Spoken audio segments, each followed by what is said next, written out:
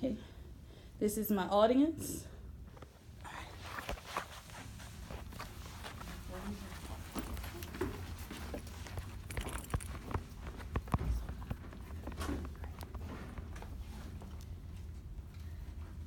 Good afternoon, Dr. Marshall, class.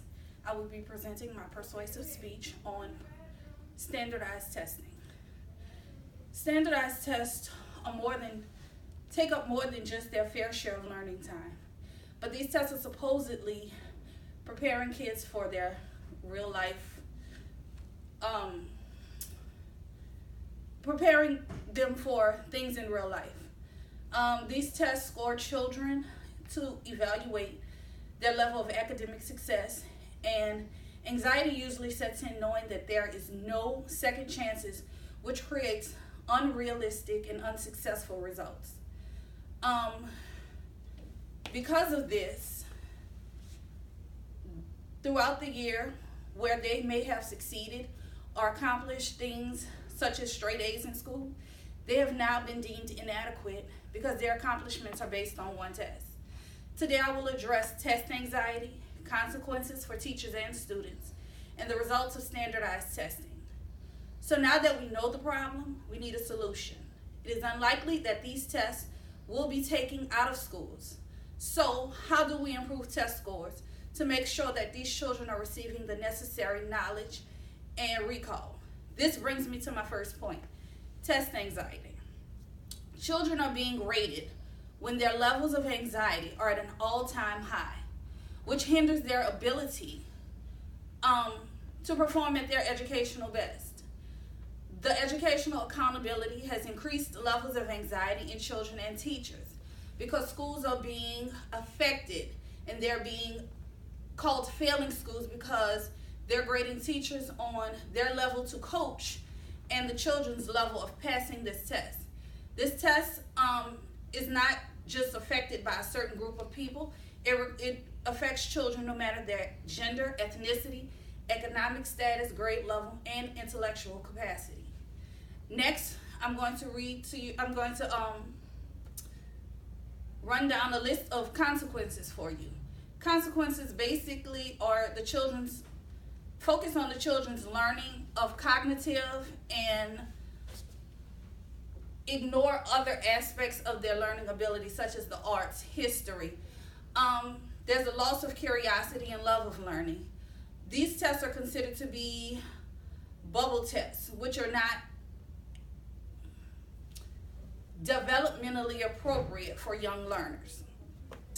There's a loss of learning time. As I stated before, there's a total of 54 days each school year that children are losing out on learning time because they're being prepped and coached on how to take and pass this test. A narrow curriculum which focuses on reading scores, math scores, and as I stated, they're losing out on second languages, arts, history, and things of that sort. Schools are closing because they're being deemed failing schools. And most of the time, the only schools being closed are the schools in communities, urban communities. Blocked facilities and access such as computer labs because they're being used to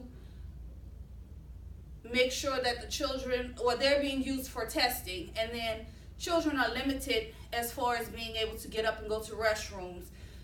Fun school functions are now being held to, I guess, encourage children about the test, but that's usually not the result of it. The results of these tests are that statistically, children do not do well.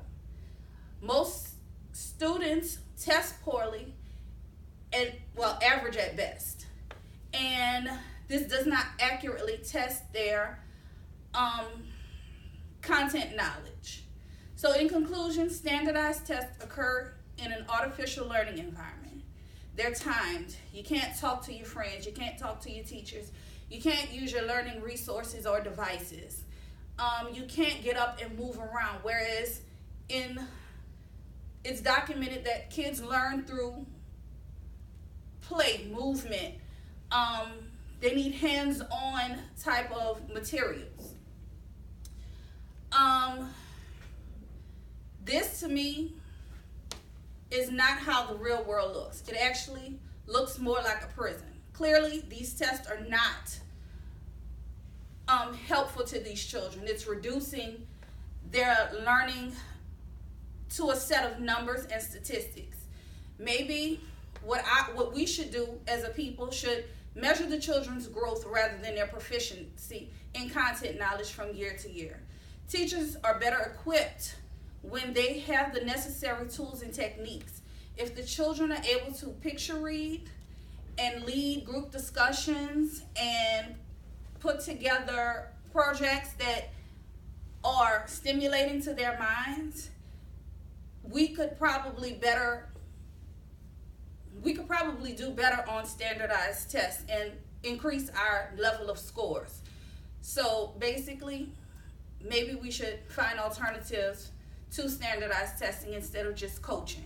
Thank you.